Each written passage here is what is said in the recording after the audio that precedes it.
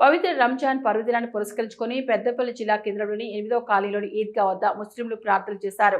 ఈ సందర్భంగా ఈద్గాలో ఏర్పాటు చేసిన రంజాన్ ముగింపు కార్యక్రమంలో పాల్గొని మాట్లాడారు. రంజాన్ నెలలో ముస్లింలు ఉపవాసం ఉంటారని, సర్వశక్తిమంతుని అవిధేయతకు దారితీసే అన్ని కార్యక్రమాలకు దూరంగా ఉంటామని మసీద్ పెద్ద ఎండి అక్బరుద్దీన్ తెలిపారు.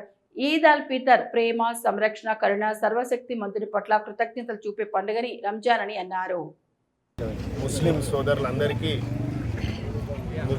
నా తరపున మరియు జామియా మస్జిద్ యూత్ కమిటీ తరపున అందరికీ హృదయపూర్వక శుభాకాంక్షలు తెలియజేస్తూ, అదేవిధంగా రామగుండం మున్సిపల్ కార్పొరేషన్లో మొట్టమొదటిసారిగా 15వ డివిజన్ రామగుండంలో చేరడం మూలాన దీని దృష్టికి తీసుకెళ్లిన వెంటనే ఈ మంత్రివర్యులు దుద్దిల శ్రీధర్ బాబు గారు మరియు ఎమ్మెల్యే మక్కన్ సింగ్ రాజ్ ఠాకూర్ గారు, మేయర్ గారు వారి దృష్టికి తీసుకెళ్లిన వెంటనే వారు స్పందించి వెంటనే మున్సిపల్ కమిషనర్ గారికి ఆదేశాలు ఇవ్వడం జరిగింది.